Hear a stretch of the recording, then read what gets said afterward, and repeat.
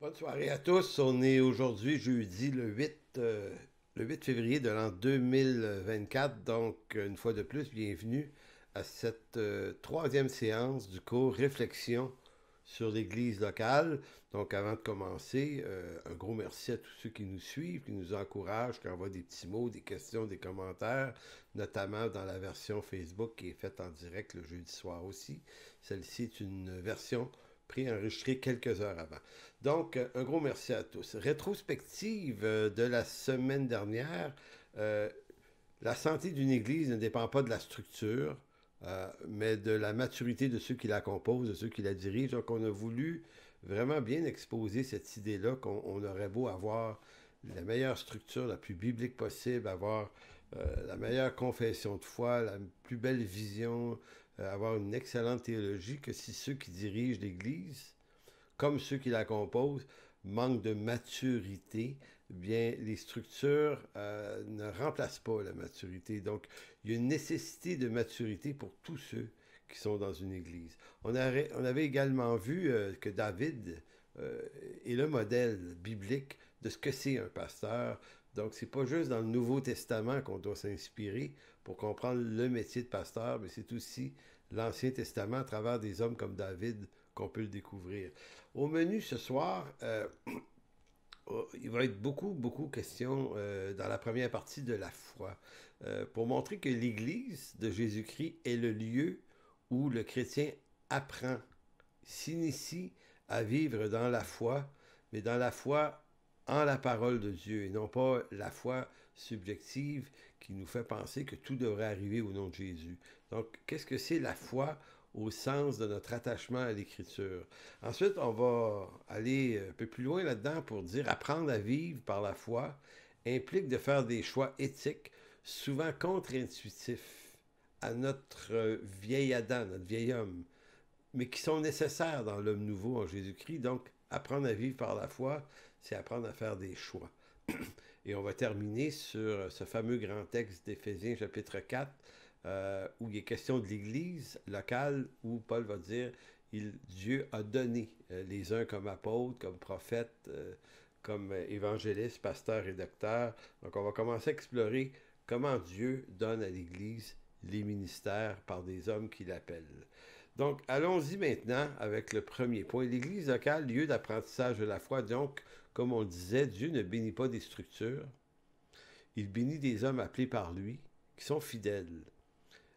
Et qui sont fidèles, mais qui sont appelés par lui à cette noble fonction. Je précise ici tout de même que toute Église est appelée à se doter d'une très bonne structure appuyée sur l'Écriture quand on pense les anciens, les pasteurs, la collégialité et tout ça. Il est également nécessaire d'avoir une bonne théologie. Donc, je ne voudrais pas être compris comme s'il y a des choses qui sont négligeables et que ce qui est juste important, c'est d'avoir des gens matures. Non, la maturité vient aussi à travers une excellente théologie, une bonne communion, une bonne relation avec Dieu. Mais ce qu'on essaie de dire ici, c'est que la structure ou la bonne théologie ne peut pas compenser euh, le manque de sagesse, le manque de zèle, ou ne peut pas compenser la paresse ou la nonchalance ou le copinage ou toutes ces choses-là. Donc, c'est ça qui est important de bien comprendre. Donc, la structure et la théologie ne sont pas des éléments qui compensent pour le manque d'éthique et d'immaturité dans la vie de ceux qui dirigent. C'est pour ça que Paul va dire à son disciple Timothée, en 2 Timothée 2,15, efforce-toi de te présenter comme un homme éprouvé, un ouvrier qui n'a point à rougir, qui dispense droitement la parole de vérité. Donc, efforce-toi, le verbe ici, là, c'est prends bien soin de. En d'autres mots, efforce-toi, c'est de te présenter devant Dieu comme un homme éprouvé. C'est pas léger là, comme intention. En d'autres mots, ça fait partie de la conscience du pasteur, parce qu'ici, Paul parle à. C'est une épître pastorale. Euh, Timothée faisait œuvre pastorale. Donc, il dit pour toi, Timothée, tu peux pas être nonchalant. Donc, tu as un appel, tu dois le mettre dans la réalité de toute l'éthique que ça oblige. Donc, il n'y a pas de place pour la nonchalance et la paresse et le copinage et l'injustice. Et là, par pure grâce, on sait bien que c'est difficile, on sait bien que c'est un défi Donc, je ne suis pas en train de dire qu'on vit ça dans toutes les perfections qu'on le voudrait, mais j'allais dire qu'on tend à s'efforcer de se présenter devant Dieu comme des hommes éprouvés. Le mot éprouvé, ici, Dokimos, euh, parle d'honnêteté, de droiture. Donc, c'est comme si l'apôtre Paul ici nous expliquait deux nécessités qui rencontrent ce que je venais de dire. C'est pas juste une question d'avoir une excellente théologie, une excellente structure, c'est aussi d'être des hommes qui choisissent la droiture, donc qui se battent dans leurs membres contre ce qu'il y a de tordu en eux, parce qu'on est des gens tordus naturellement. Donc, certes, la grâce nous relève si on se trompe, heureusement, heureusement d'ailleurs, mais on ne peut pas invoquer continuellement la grâce de Dieu comme la provision, comme la solution à nos négligences, paresses, nonchalance, copinage, tout ce qui pourrait nous faire prendre des décisions plutôt pour notre avantage qu'à l'avantage de l'Église, de la justice et de la gloire de Dieu. Donc, c'est pour ça que c'est une job qui est complexe, parce que on est contraint à des décisions qui sont difficiles pour des raisons de droiture et de justice, et c'est ça qui s'impose finalement au pasteur. Donc, l'Église est une aventure de foi. Une Église est un lieu où les chrétiens cheminent ensemble dans l'enseignement biblique en vue d'apprendre à vivre dans la foi au Seigneur. Donc, se passer d'une église locale, c'est de se passer des moyens de grâce que Dieu donne pour notre croissance. On n'est pas appelé à grandir seul, on est appelé à grandir en communauté, en communion avec Dieu, mais cette communion avec Dieu n'est pas sans la communion avec les frères et les sœurs. Donc, on ne le dira jamais assez dans cette série que l'église locale, là, elle transpire tout le Nouveau Testament. Donc, Jésus va dire aux apôtres, dans son dernier énoncé de Matthieu 28, « Faites de toutes les nations des disciples, instruisez-les à observer ce que je vous ai enseigné. » Donc, il y a un lieu de communication. On ne peut pas se dire, non, moi, je vais m'instruire seulement de l'Écriture directement, je n'ai pas besoin de personne. Non, Dieu a donné à l'Église des ministères. Donc, se dire qu'on n'en a pas besoin, c'est comme une forme de mépris, puis c'est une forme d'orgueil, non seulement envers les ministères qui sont donnés par Dieu et ceux qui le représentent, mais c'est un mépris de l'affirmation de Jésus qui dit, non, non, les gars, il y a de l'instruction, il y a du un à un, il y a vous qui allez communiquer mon instruction aux disciples, vous allez les former. Donc, ça signifie, quand on est un disciple, qu'on doit entrer dans l'acceptation que quelqu'un va nous former. Maintenant, il faut peut-être trouver les bonnes personnes, ça c'est une autre histoire, mais donc, c'est pour ça qu'une église, c'est le lieu où cheminent ensemble les chrétiens. Apprendre à marcher par la foi. On apprend l'Écriture, on apprend la doctrine biblique, mais en vue d'y croire, non pas en vue d'accumuler des savoirs, des connaissances, pour être capable de le dire après à d'autres. Donc, marcher par la foi, ce que j'entends ici, c'est pas au sens plus charismatique du terme de ceux qui vont, au nom de Jésus, réclamer des choses en vue que ces choses-là arrivent. Tu sais, la foi qui devient mon autorité sur des circonstances. Il y a quelque chose qui cloche dans cette approche-là. Je comprends la foi où on met des attentes, on s'attend, on prie, on s'attend par la foi à des réponses. Ça, je suis d'accord avec ça. Mais on ne donne pas d'ordre à Dieu sur son œuvre. Non, ici, la foi dont il est question dans cette instruction aujourd'hui, c'est la foi au sens biblique, c'est l'apprentissage de la confiance qu'on accorde à Dieu sur sa parole. Tu sais, la foi concrète ne se discerne pas à travers mon affirmation de foi, mais par la mise en pratique réelle de la parole de Dieu. Donc, si je suis pasteur ou un disciple ordinaire, ça revient à la même chose. Mais le pasteur est encore plus exposé au piège de l'affirmation. C'est facile le dimanche faire des affirmations sur ce qu'on croit, puis qu'on est en train de vous dire de ce que vous devriez appliquer dans vos vies. Le fait est que, avant tout, moi, comme berger, comme enseignant, comme pasteur, je dois absolument me soumettre à l'examen de savoir, est-ce que je suis en train de faire ça, moi, dans ma vie, ou je prends pour acquis que c'est déjà gagné. Donc, c'est pour ça que beaucoup de pasteurs vont communiquer beaucoup de choses. Ça ne veut pas nécessairement dire qu'ils le vivent. Donc, la foi concrète ne se discerne pas à travers mon affirmation publique de ma foi en ceci, ceci, cela. C'est vraiment dans ma vie pratique. Qu'est-ce que je mets en pratique qui montre la réalité de ma foi? En d'autres mots, ce que je crois vraiment n'est pas ce que j'affirme, c'est ce que je fais dans ma réalité. Je suis ce que je fais et non ce que je prétends croire. Il faut toujours rester branché là, sur cette réalité-là et pas perdre de vue, comme je vous dis, surtout quand on est un enseignant.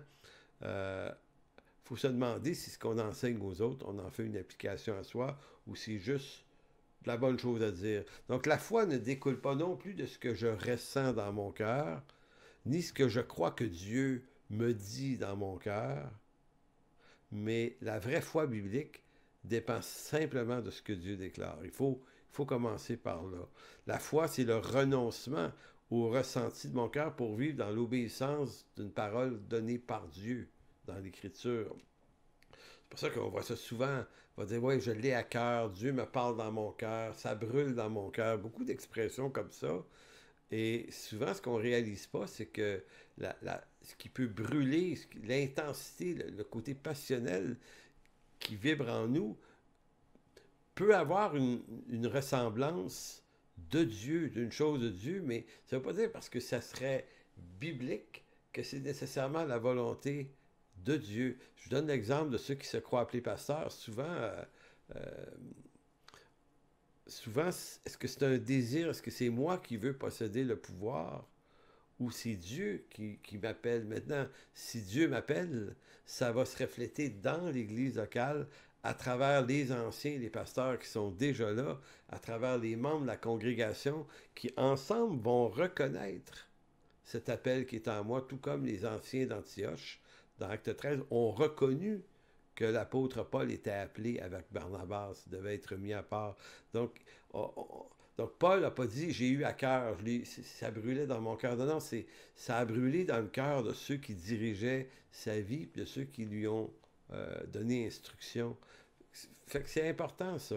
Donc, notre cœur est profondément mauvais. C'est pour ça que ce qui brûle dans notre cœur, c'est pas nécessairement, ça fait pas forcément autorité. Donc, apprendre, la marche par la foi, c'est apprendre à laisser mourir le vieil homme qui vit en nous, ses opinions, ses bonnes idées. Et là, je mets le bémol suivant.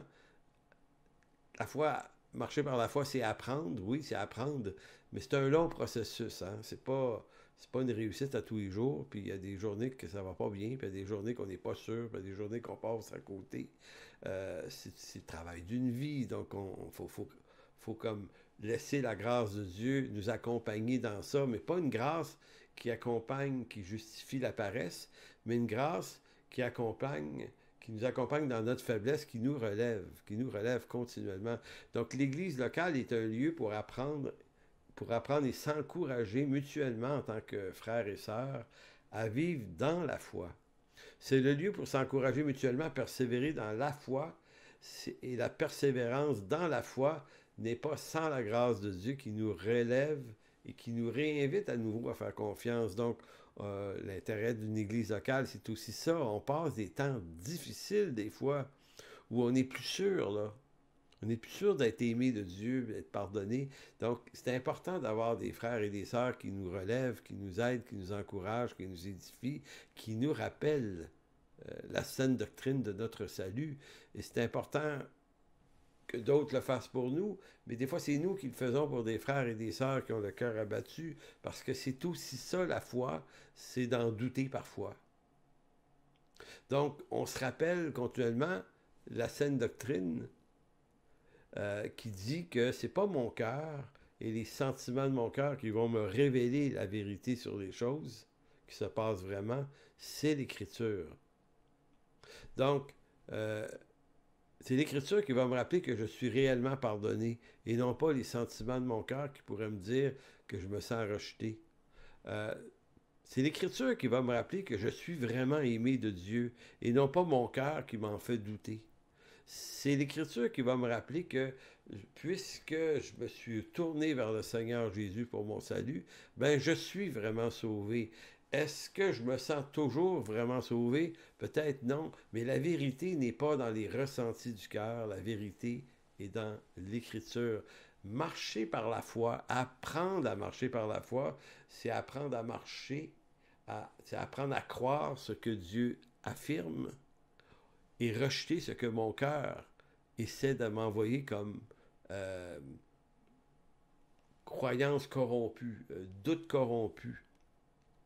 Allons maintenant à cette affirmation à cause du Seigneur. Si Dieu ne s'était pas proposé, voire imposé dans notre vie par le salut en Jésus-Christ, nous serions perdus et sans espoir dans le monde. En fait, on serait tellement perdus qu'on ne serait même pas conscient de notre besoin d'être sauvé. C'est tout le drame de la perdition. C'est un aveuglement total, opaque.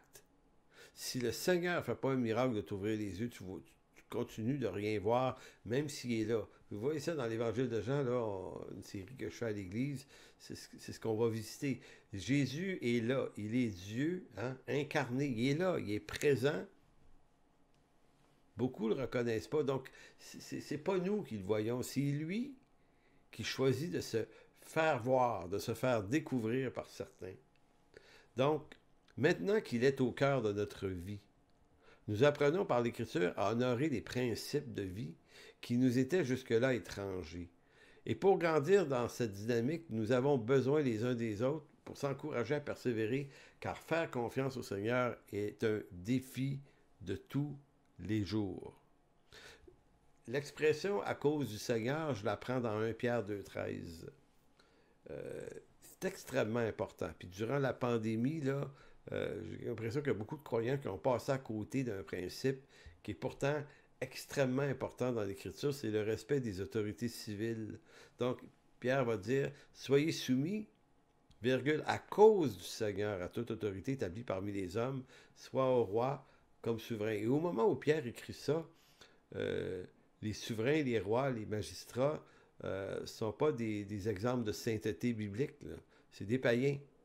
C'est des païens qui n'ont pas une connaissance de la justice de Dieu, mais qui peuvent avoir une certaine connaissance de la justice et qui vont marcher dans un monde corrompu, étant eux-mêmes corrompus.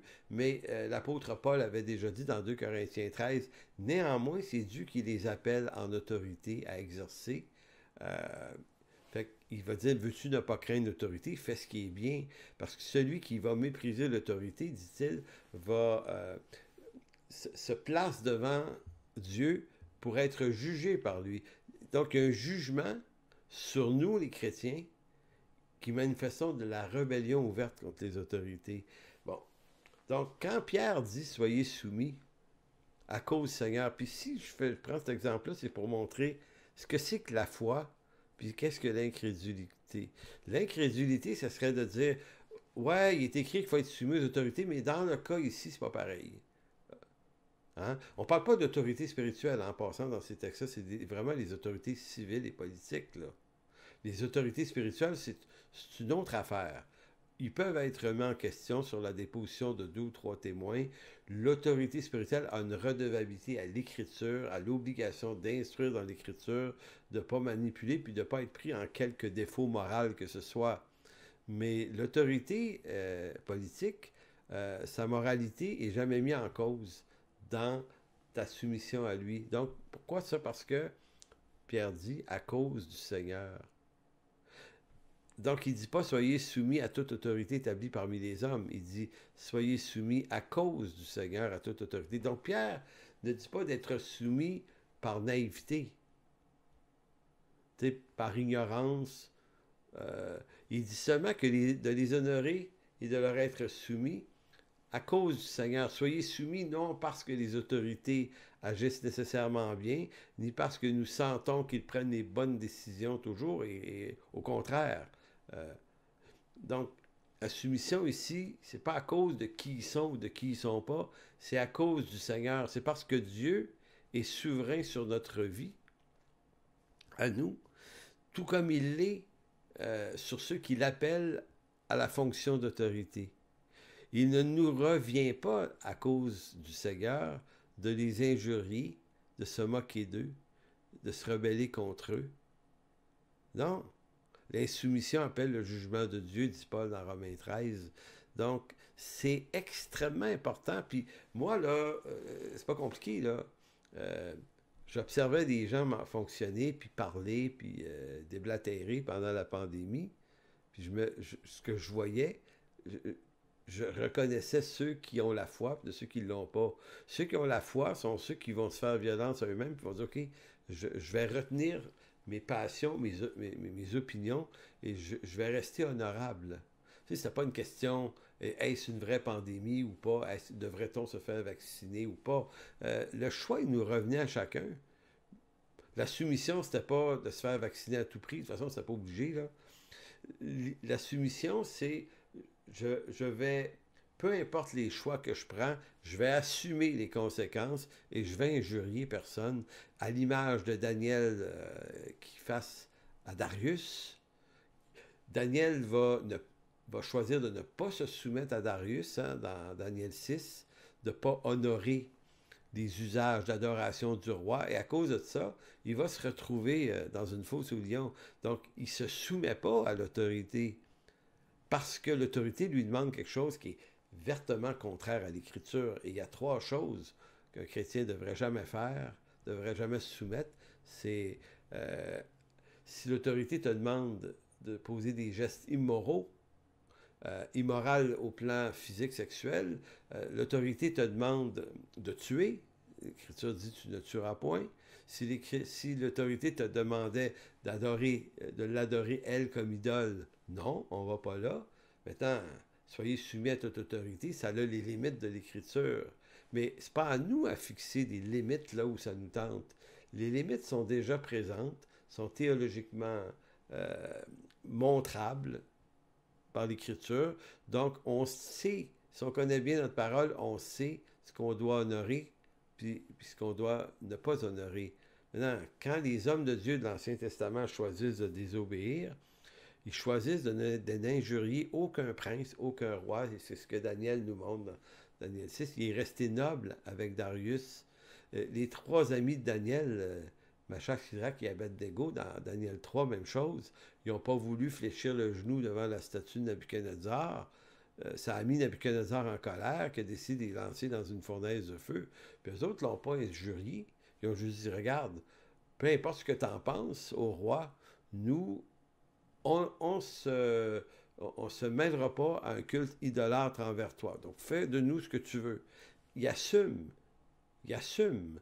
Assumer, là, c'est un acte de maturité qui vient de la foi que j'ai en celui qui me sauve. Donc, c'est pour ça que c'est intéressant la déclaration de Pierre. Soyez soumis à cause du Seigneur, parce qu'il est souverain. Donc, c'est pour ça qu'on pourrait dire qu'un chrétien apprendra par l'instruction de son Église à vivre dans la vraie foi de ce que l'Écriture enseigne, même lorsqu'il s'agit de choses qui pourraient être contraires à son intuition naturelle, à son réflexe naturel, à ses passions naturelles, même si quelquefois c'est contraire à mon avantage. C'était pas avantageux pour Daniel d'aller dans une fosse au lion, mais il a choisi ça. Donc, vous et moi, on marche avec Dieu, puis on fait des décisions. Puis c'est assez incroyable ce que le Seigneur nous amène à faire ou à décider quand on marche avec lui, qui sont des décisions que jamais naturellement on aurait pris. Je vous donne un des exemples qui m'implique, là. Moi, quand j'ai été sauvé en 1983, j'étais en train de parfaire ma formation comme pianiste. Je jouais dans un groupe.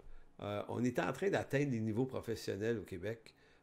On avait même eu quelques pourparlers avec Sony Music, un producteur, puis il était possible qu'on s'en aille vers l'enregistrement d'un disque pour nous, nos chansons. On commençait à travailler ça. Donc, moi, j'arrivais au moment de ma vie où je rencontrais mes objectifs passionnels des 10-12 dernières années. Vous dire le nombre d'heures que je pratiquais le piano pour être très bon à l'époque, c'était effrayant. Et tout à coup, dans les mois qui ont suivi ma conversion, je ne pouvais plus continuer. Ça a été un combat effrayant, je m'en souviens encore, là.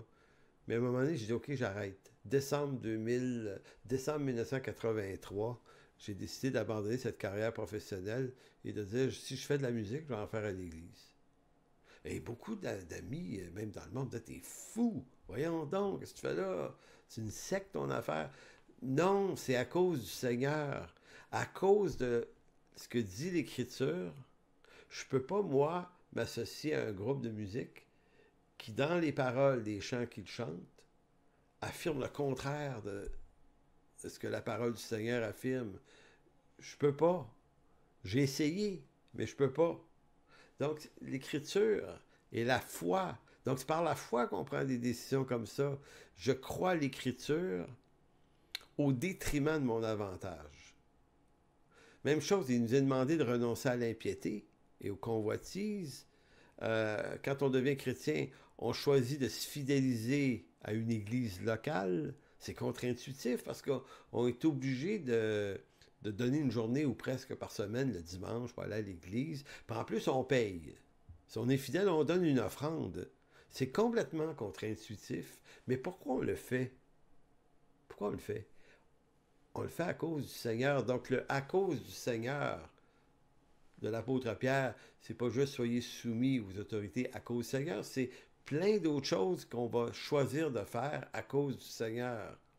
C'est pour ça que quand je vois des croyants qui les prennent pas, ces décisions-là, qui sont pourtant claires dans l'Écriture, des fois je leur dis, tu te fais croire que tu marches avec le Seigneur, mais ce qui montre que tu marches avec le Seigneur, c'est pas que tu es capable de parler de Jésus. Ce qui montre le sérieux de ta foi, c'est tes renoncements, c'est les décisions que tu prends, c'est les sacrifices que ça te fait faire. Donc, tu renonces à tes dimanches, tu renonces à ta méchanceté, tu renonces à une partie de ton salaire pour donner une offrande à ton église, tu renonces à plein de choses sur le plan de la sexualité, tu renonces à tout ce qui peut être sexualité hors du mariage, même si c'est pas en mode aujourd'hui. C'est pas ça le point. Le point, c'est à cause du Seigneur, on décide d'avoir une vie propre. Donc, on tend en tout cas vers ça. C'est pourquoi ces choses qui sont contre-intuitives deviennent tout à coup si importantes et dominantes dans nos vies. C'est à cause du Seigneur, c'est-à-dire c'est parce que le Seigneur me demande de me conduire selon sa volonté. Donc, à cause du Seigneur, je ne laisse plus mes inclinaisons naturelles, passion, colère, moquerie, rébellion, dominer mes actions. Et si même je pouvais en venir à penser que tout ça était l'œuvre d'un antéchrist qui s'en vient, puis d'un gouvernement mondial, peu importe ce que je pense que c'est, je peux penser tout ce que je veux, mais il faut que tout ça s'articule dans une maîtrise, fruit de l'esprit, la maîtrise de soi. Maintenant, si on ne se maîtrise pas, on devient injurieux envers les autorités, peu importe ce qu'on pense d'eux, mais si on devient injurieux envers eux, on commet une faute grave devant Dieu. Donc c'est pour ça que marcher par la foi, c'est quelque chose d'extrêmement sérieux. Hébreu 11 nous dit marcher par la foi implique de faire des choix et prendre des décisions qui échappent aux données et à la connaissance de l'homme naturel qui habite en nous. Donc l'auteur de la lettre aux Hébreux, Hébreux 11, 1 et 2, et version sommaire, il va dire « La foi est une façon de posséder ce qu'on espère. » Donc c'est une question de vivre de l'espérance qui nous est promis, mais qui n'est pas encore là. Mais c'est de vivre comme si on la possédait. C'est un moyen d'être sûr des réalités qu'on ne voit pas. Tu sais, en d'autres mots, il y a une réalité spirituelle qui fait qu'on est sauvé, pardonné, purifié, appelé par lui, assis dans les lieux célestes en Jésus-Christ. Mais cette réalité-là spirituelle, on ne la vit pas dans la réalité de tous les jours. Donc, c'est une réalité qui est comme pas encore évidente. Maintenant, au verset 2, il va dire, c'est parce qu'ils ont eu cette foi que les hommes des temps passés ont été approuvés de Dieu. Maintenant, ce que l'auteur essaie de dire, là, les héros de la foi, là, les Moïse, Abraham, David et tous les autres là, de l'Ancien Testament, s'ils ont été agréables à Dieu, c'est pas parce qu'ils étaient en eux-mêmes des grands héros par les choses qu'ils ont faites. Ils sont plutôt des héros parce qu'ils ont choisi de ne pas faire, c'est-à-dire réagir dans leur nature, bien qu'on les voit réagir dans leur nature adamique.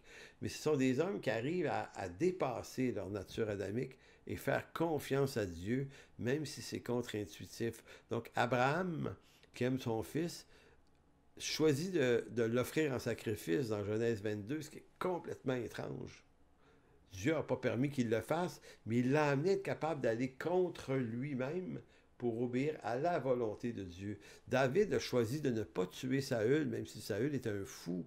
C'est contre-intuitif. Dans le contexte où David se trouvait, on lui disait, oui, mais l'Éternel le livre entre tes mains, écorche-le, tue-le, puis tout le monde va être d'accord avec toi, ça va être à ton avantage, David. David va dire, non, c'est à cause du Seigneur, les gars. À cause du Seigneur, je ne peux pas faire ça et toucher au oint de l'Éternel. Donc c'est pour ça que il va dire, c'est parce qu'ils ont eu cette foi que les hommes des temps passés ont été approuvés de Dieu. Donc je ne sais pas si on comprend bien que marcher par la foi, c'est pas tant dans les choses, la quantité de choses qu'on fait, qu'on montre notre foi, c'est dans la quantité de choses qu'on ne fait plus. Donc c'est pour ça que l'Église locale est ce lieu où les saints apprennent à vivre par la foi. C'est le lieu où ils s'encouragent à y persévérer, à garder leurs yeux sur le Seigneur, car autrement, si tu marches avec Dieu, mais dans les passions de l'homme naturel, tu vas avoir une vie chrétienne désastreuse et malheureuse.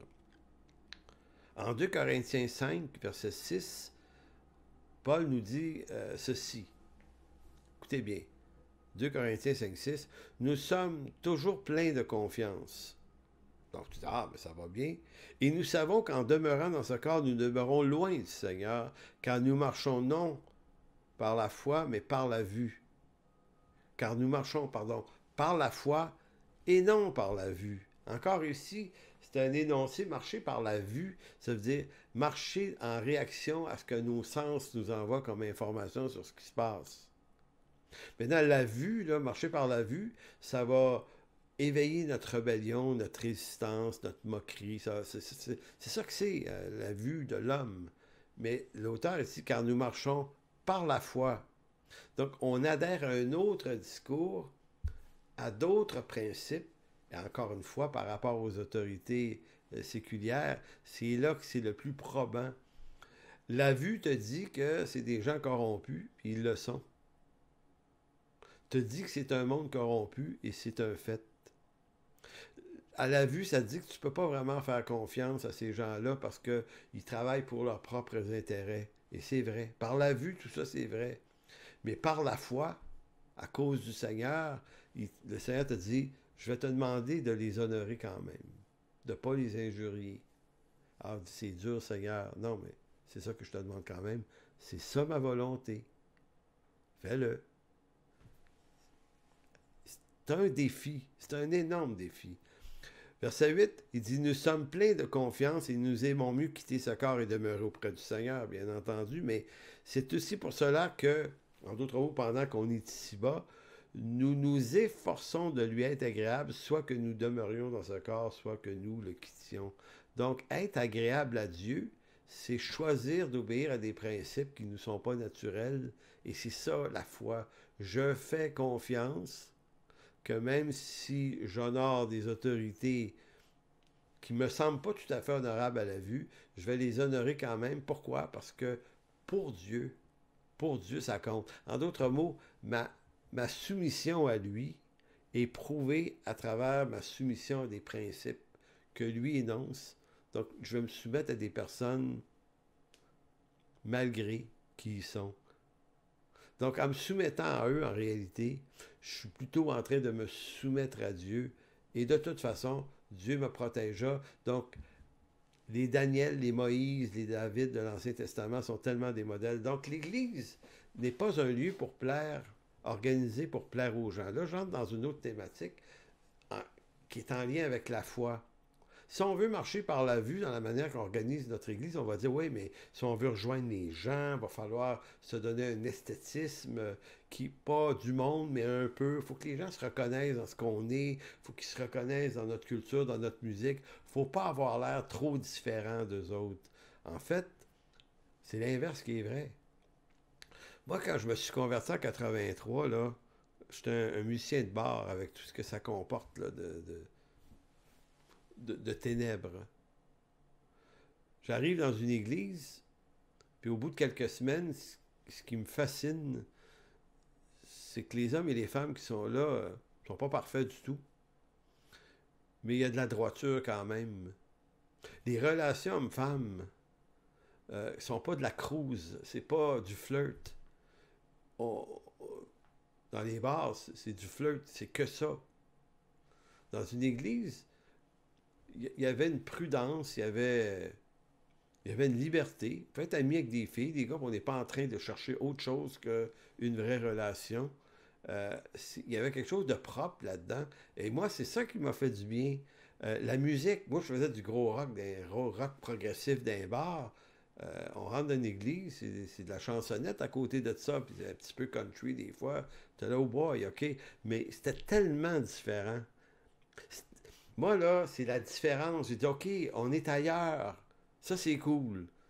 Si tu m'avais donné une version semblable, une version chrétienne de ce que j'avais dans le monde, je t'aurais dit, si tu veux me donner une version chrétienne de ce qui est dans le monde, tu les battras pas. Ils sont bien meilleurs que nous autres là-dessus.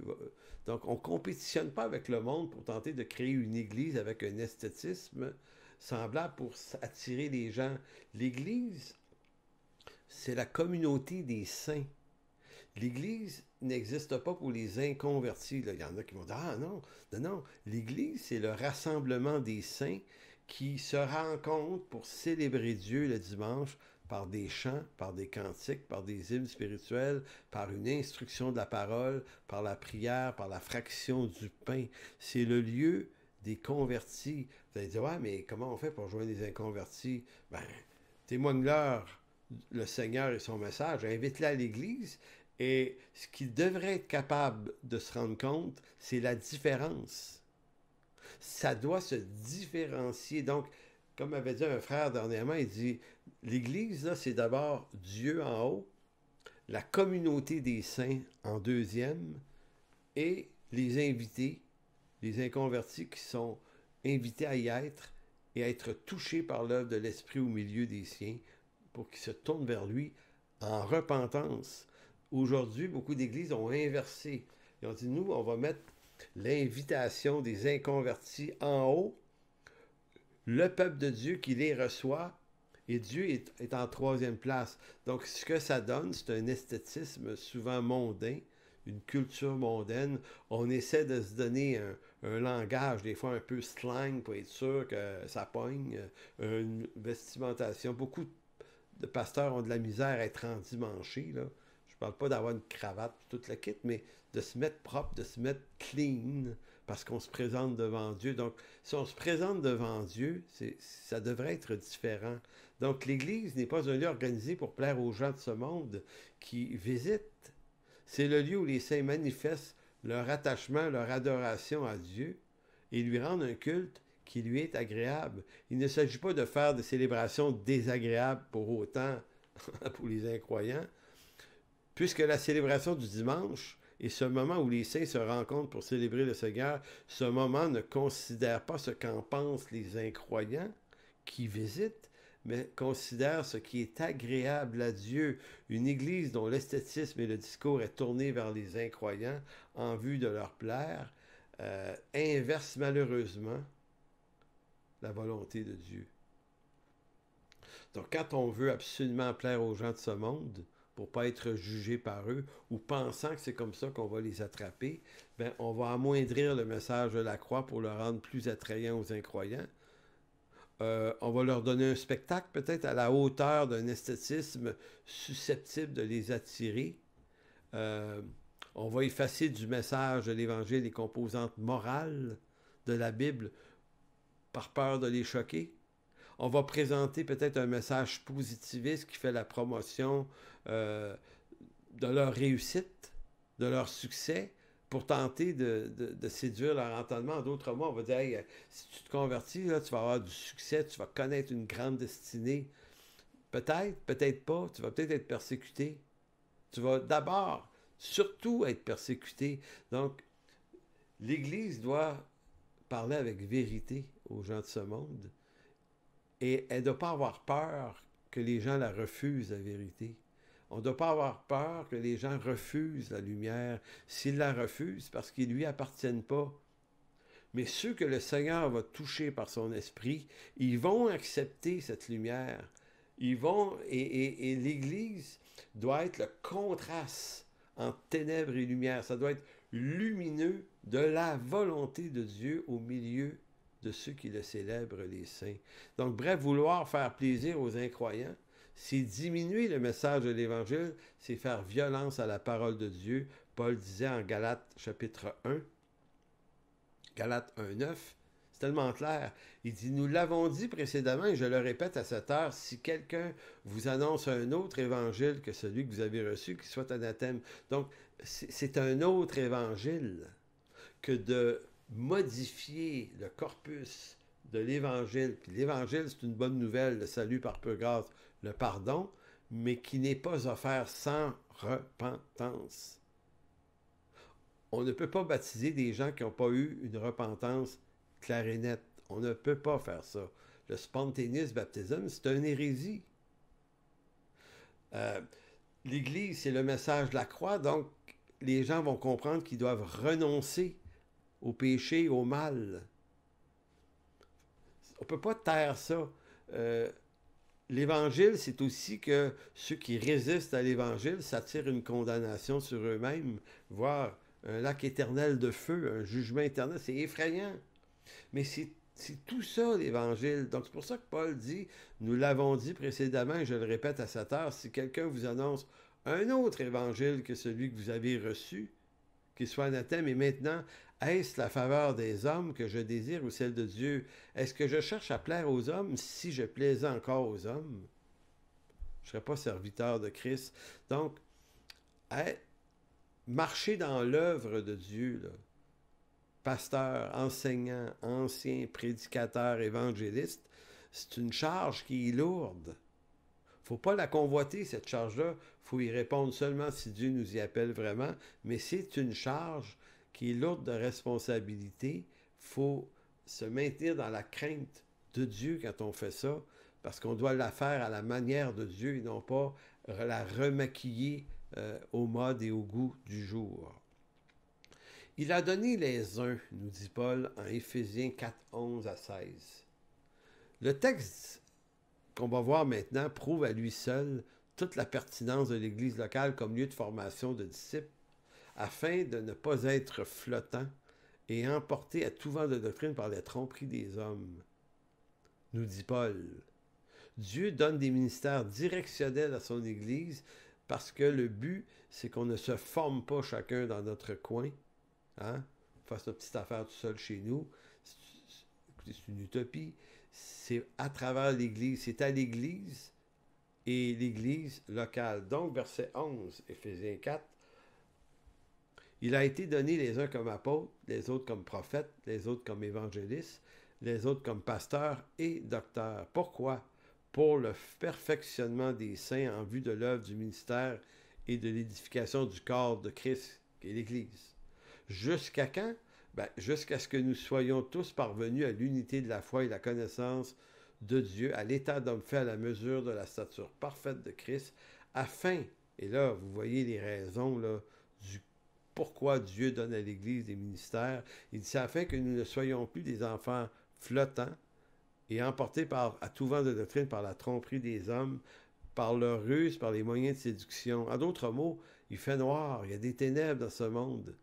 Même parmi les croyants, il y a de la fausse doctrine, il y a de l'hérésie, il y a toutes sortes d'affaires bizarres qui se promènent. Paul va dire, non, mais il y a des ministères donnés par Dieu qui vont s'occuper de nettoyer l'air et d'amener à l'Église une instruction claire et nette que l'incroyant va refuser s'il ne veut pas se tourner vers Dieu. S'il ne revient pas dimanche prochain, c'est pas ton problème. C'est le sien devant Dieu. Donc, essaye pas de dire, oh, je vais essayer de me trouver un message un peu moins clair. Vous savez, quand le Seigneur rencontre le jeune homme riche, il lui dit, tu sais, un bon gars, là, en passant, c'est pas un pécheur notoire, c'est un homme propre, ça.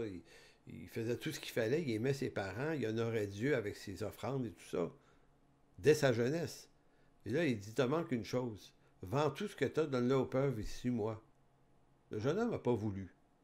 C'était radical. Il n'a pas voulu. Il est parti. Euh, le Seigneur s'est dit, oh, j'ai peut-être été un petit peu trop fort avec lui. Là. Ouais, ok. Il aurait pu courir après. Excuse, garde. Donne la moitié de tes biens, puis on a un deal. Non. C'est radical, ce message-là. Donc, c'est pour ça que l'instruction dans l'Église par les ministères que Dieu a donnés sont importants. Puis c'est important de les reconnaître parmi ceux qui sont vraiment appelés, non pas ceux qui s'appellent eux-mêmes. Bon, c'est pour ça qu'il dit, pour le perfectionnement, bon, j'étais en train de dire, afin que nous ne soyons plus flottants. Mais verset 15, bon, c'est ça. Mais que professant la vérité dans la charité, nous croissions. Donc la croissance est dans la vérité, pas dans le maquillage. Que nous croissions à tous égards en celui qui est le chef, Christ.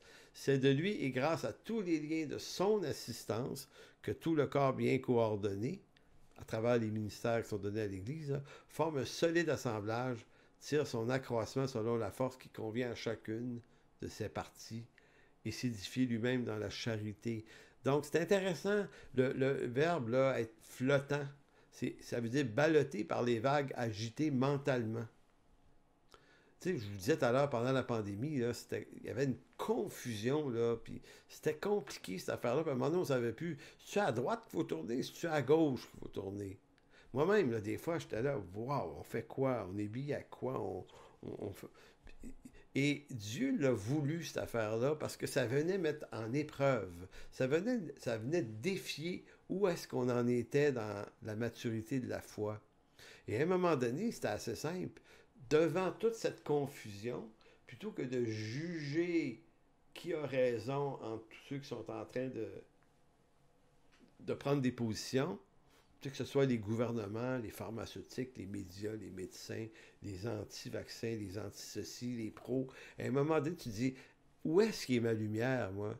Parce que là, je suis ballotté à tout vent de doctrine. Où est-ce qu'était ma lumière? Bien, la lumière, à un moment donné, je l'ai perçue à travers un fait bien simple. C'était un Pierre que je vous ai lu tout à l'heure, il dit « Soyez soumis à cause du Seigneur à toutes les autorités. » Je dis « OK, je ne suis pas sûr qu'ils prennent des bonnes décisions, je ne suis pas sûr de leurs bonnes intentions, mais je suis sûr au moins d'une chose, c'est que je vais rester honorable et je ne vais pas embarquer dans les discours de rébellion. Je ne veux juste pas aller là. Et moi, là, dans mon cas et autour de moi, ce que ça a fait, ça, dans notre vie, dans notre Église, ça nous a tranquillisés. On s'est dit, on va laisser passer cette tempête-là. Ils disent de ne pas se réunir, de ne pas en présentiel. On va trouver une autre façon de le faire. Puis on s'est édifié quand même. L'Église a connu une croissance très forte, nous, pendant la pandémie. Croissance qui nous est restée par après, d'ailleurs. On s'est enrichi, on s'est encouragé, on s'est appelé, on a pris soin les uns des autres plus qu'on le faisait avant. Donc, à un moment donné, c'était intéressant de dire, quand on voulait nous entraîner dans des discours de contre ci, contre ça, puis manifestations, on dit non. L'apôtre Pierre nous a avertis, l'apôtre Paul aussi. C'est pour ça que l'enseignement, c'est tellement important, parce que ceux qui manquent d'enseignement vont se laisser emporter par des vagues. Le verbe emporter, le flottant est emporté. Emporter, c'est intéressant parce qu'on a un mot en français. Le mot grec, c'est périphéo. En français, on pourrait traduire par la périphérie. Donc, manquer la cible du cœur de la chose, puis vivre dans la périphérie des choses. Donc, Paul dit, afin que vous ne soyez pas dans la périphérie de la vérité. Donc, il y a la vérité de l'Évangile, puis il y a bien des croyants qui vont vouloir vous faire tourner autour par toutes sortes de raisonnements trompeurs. Non, l'enseignement biblique des apôtres nous maintient au cœur de la vérité. C'est justement en vue de ne plus être en la proie des émotions trompeuses du cœur de l'homme naturel que Dieu donne à l'Église locale des hommes qui vont enseigner droitement la parole de vérité. La croissance de l'Église ne dépend pas ici de ces nombreux projets. Hein. Quand vous lisez Éphésiens 4, 11 à 16, 17, il n'y a aucun projet particulier qui fonde la croissance de l'Église. La croissance, nous dit Paul, elle est dans la vérité. Donc, elle est dans l'instruction. La croissance, c'est pas je vais modifier l'instruction pour la rendre plus soft pour que plus de gens viennent. Non. La vraie croissance, c'est pas que plus de gens viennent. La croissance, c'est que ceux que Dieu envoie soient éclairés, se repentent et marchent avec Dieu. Les autres qui ne veulent pas se repentir n'ont pas leur place. Ils ne pourront pas survivre au milieu des saints de toute façon. Ils vont s'en éloigner. Donc la saine doctrine qui doit être enseignée par ceux que le Seigneur appelle dans l'Église locale est primordiale. Je vais juste, avant de terminer, parler un petit peu des prophètes et des apôtres. Il y a 5 ministères: prophètes, apôtres, évangélistes, pasteurs et docteurs. La question, y a-t-il toujours des prophètes et des apôtres dans l'Église? Personnellement, je crois que non. C'est discutable. Mais je crois que non, parce que ces deux ministères trouvent leur raison d'être dans l'Église primitive en tant que fonction fondatrice de cette nouvelle Église.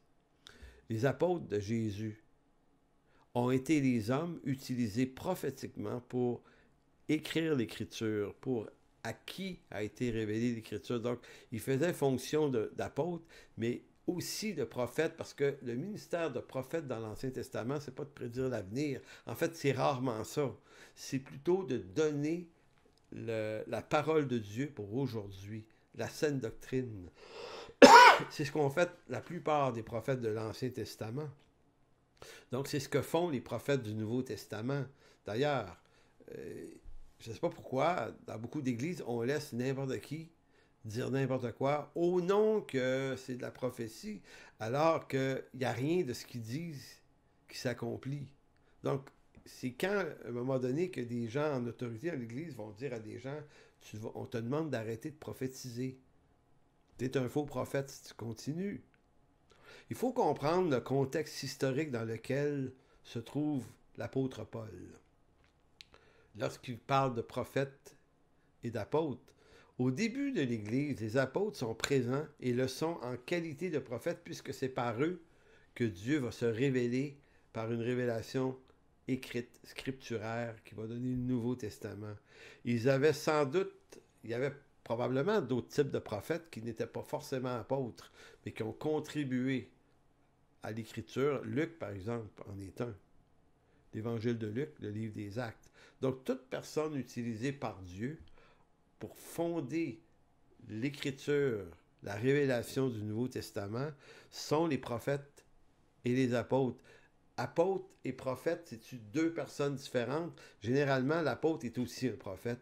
Il peut y avoir une distinction entre les deux, mais on voit que ce sont des ministères de fondation.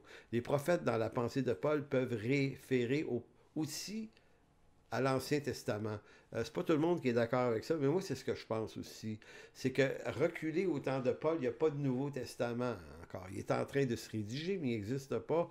Donc, les prophètes, tous les auteurs des livres de l'Ancien Testament sont l'enseignement qui est donné à l'Église. À travers les enseignements d'Ésaïe, Jérémie, tous les autres, les psaumes et tout ça, on comprend la Nouvelle Alliance. Donc, la Nouvelle Alliance, dans l'Ancien Testament, celle que vivent les apôtres et l'Église, était d'avance annoncée par les prophètes. Donc, c'est pour ça que les prophètes de l'Ancien Testament ne sont pas étrangers à la bonne fondation et au bon enseignement de l'Église.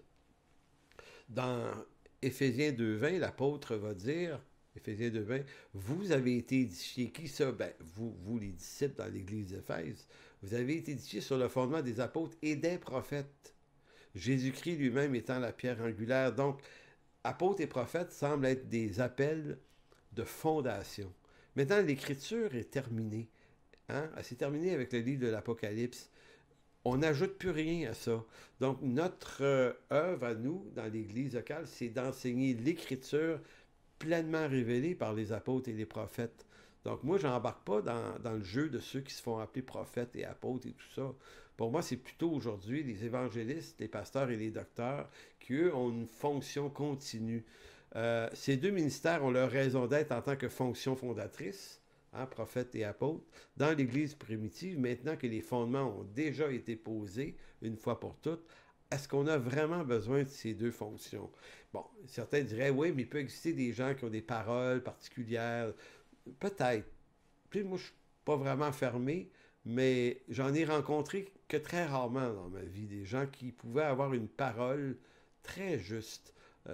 Deux personnes, trois personnes en fait, m'ont déjà dit des choses qui allaient m'arriver et qui me sont arrivées. Trois personnes sur des centaines. Mais il y en a trois quand même. Je me suis dit, OK, ils m'ont vraiment dit quelque chose. Mais ça a eu la particularité de ces trois personnes-là. C'est qu'ils ne se prenaient pas pour des prophètes. Le texte biblique suivant, dans le texte biblique, l'apôtre Paul va confirmer l'usage de ces deux fonctions à qui l'Esprit de Dieu révèle le mystère de Christ. Écoutez bien ce qu'il dit dans Éphésiens 3, 4 et 5. En les lisant, il dit, vous pouvez vous représenter l'intelligence que j'ai du mystère de Christ. Il n'a pas été manifesté aux fils des hommes dans les autres générations, comme il a été révélé maintenant par l'Esprit aux saints apôtres et aux prophètes de Christ. C'est la même lettre, hein? Éphésiens 4, 11, il a été donné les uns comme apôtres, prophètes ici, mais ici, l'apôtre Paul, en avance, avait déjà éclairé ce qu'il entendait par le ministère d'apôtre et de prophète. Donc maintenant que le ministère de Christ est pleinement révélé à l'Église par l'édition du Nouveau Testament et que c'est accessible à tous, à quoi servirait-il d'avoir des ministères semblables alors que le canon est fermé? Donc c'est un peu tout ça. Donc, et je m'en vais vers ma conclusion. Peut-être un petit dernier point. Les fonctions dans l'Église, c'est des fonctions auxquelles Dieu appelle. Donc, une des grandes misères du monde évangélique, c'est l'appropriation de titres. Certains veulent se donner... Moi, je vois des gens qui se font appeler pasteur, apôtre, prophète, un tel. Je suis là. Écoute, c'est quoi la démesure de ta convoitise? Souvent, c'est la recherche d'un pouvoir. Tu sais, on peut se revêtir du titre d'apôtre, prophète, évangéliste, pasteur et docteur. J'ai vu des gens qui se faisaient appeler docteur, qui n'avaient pas de doctorat. Tu sais, des fois, c'était comme, ben voyons. Donc, cette appropriation, ces appropriations de titres ne vous donneront jamais l'autorité et l'onction que vous recherchez. En d'autres mots, c'est pas posséder le titre qui donne l'onction de la chose, c'est l'appel. Tu sais, c'est pour ça que moi, je demande plus aux gens de m'appeler absolument pasteur Réal Gaudreau. Je suis là, pas mon nom, ça. Mon nom, c'est Réal Gaudreau. Je suis pasteur, mais j'ai pas besoin de le dire. J'ai pas besoin de l'affirmer. Si je le suis réellement par appel, les gens vont s'en rendre compte. Ça va être correct comme ça. Donc, quand on est obligé de se battre pour se faire reconnaître, c'est presque un problème. Donc, c'est pas une question de titre, mais c'est une question d'appel de Dieu. De plus, on ne peut pas se nommer soi-même pasteur sous prétexte que l'on croit dans son cœur que cet appel brûle en nous. C'est le corps de Christ dans l'Église locale, sous la surveillance des anciens, qui vont accréditer la qualité des appels d'hommes appelés par Dieu. Comme disait l'apôtre Paul en ce qui concerne la nomination des diacres, qu'on les éprouve d'abord et qu'ils exercent ensuite leur ministère, s'ils sont sans reproche. Donc c'est vrai pour les diacres, c'est encore aussi vrai pour les pasteurs et les autres types de ministères. Conclusion. L'Église locale est le lieu où le chrétien apprend à vivre la volonté de Dieu en se laissant guider par de nouvelles aspirations qui ne sont pas celles que son cœur lui inspire, mais celles qui plaisent à Dieu. Je relis ça. L'Église locale est le lieu où le chrétien apprend à vivre la volonté de Dieu en se laissant guider par de nouvelles aspirations qui ne sont pas celles de son cœur ou que son cœur lui inspire, mais c'est celles qui plaisent à Dieu. C'est pour ça qu'en Romains 12, versets 14 à 16, il est dit « Bénissez ceux qui vous persécutent. » Contre-intuitif. Bénissez ceux qui vous persécutent. Bénissez et ne maudissez pas. Réjouissez-vous avec ceux qui se réjouissent, pleurez avec ceux qui pleurent. Ayez les mêmes sentiments les uns envers les autres. N'aspirez pas à ce qui est élevé, mais laissez-vous attirer par ce qui est humble. Ne soyez point sages à vos propres yeux. Donc voilà qui termine cette troisième séance de cette réflexion sur l'Église locale, en espérant que ça puisse vous être utile, vous encourager, vous édifier à persévérer, sachant que la vraie bénédiction de Dieu est beaucoup, beaucoup plus riche dans l'humilité que dans la recherche des choses élevées. Donc, on se revoit dans une semaine. Si on est le 8, ça va être le 15. Donc, pour la séance 4, que Dieu vous bénisse d'ici là.